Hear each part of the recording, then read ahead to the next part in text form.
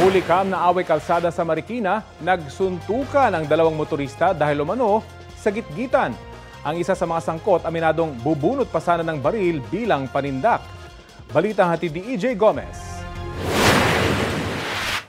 Sa kuha ng CCTV sa Barangay Concepcion 1, Marikina City noong Huwebes, kita ang lalaking nakapulang short na isang TNVS driver at lalaking nakaitim na pantalon at nakasuot ng bag, isang motorcycle rider.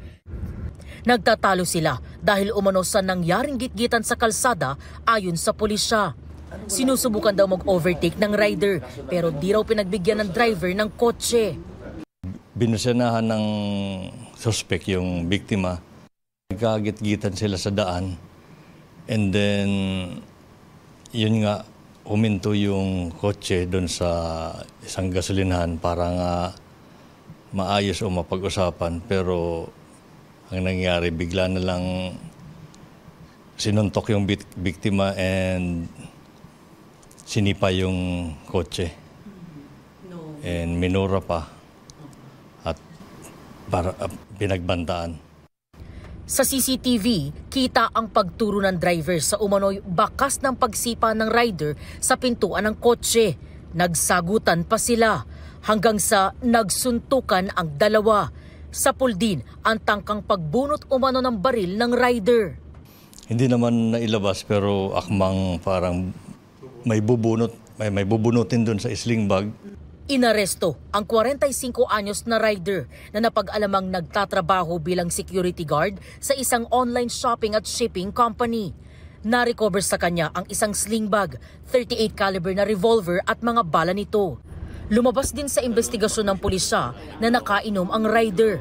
Ayon sa suspect na si alias Kiko, ang driver ng kotse raw ang nagsimula ng kanilang away kalsada. Aminado siyang nagtangkang bumunot ng baril para lang daw sana takutin ang 30 anyos na driver. Nagmamadali lang po ako kasi malilit ako tapos malakas yung ulan. Siya po yung unang nanggit-git, ma'am eh. Pasigsag-sigsag yung takbo niya. Ayaw magpasingit kahit kunti, ma'am eh. Tapos kinumpronta ko, ma'am. Sabi ko, ano bang problema mo, sir? Kasi muntik mo na akong banggain eh. Galit sa akin. Tapos sinipa ko yung sakyan. Tapos pagsipa ko, hinabol niya ako, kinuha yung susi ko. Tapos ayaw niya ibigay. Sabi ko, ano bang gusto mo? Gusto mo na bariling kita eh. Pero yung baril sa loob lang. Sa loob ng magmam. Umamin din siyang kargado ng ilang bala ang dala niyang baril. Hindi raw siya nakainom. Naharap ang suspect sa mga kasong grave threat, physical injury, malicious mischief, at paglabag sa Republic Act 10591 o Comprehensive Firearms and Ammunition Regulation Act. Sinusubukan pa namin kunan ng pahayag ang sangkot na driver. EJ Gomez, nagbabalita para sa GMA Integrated News.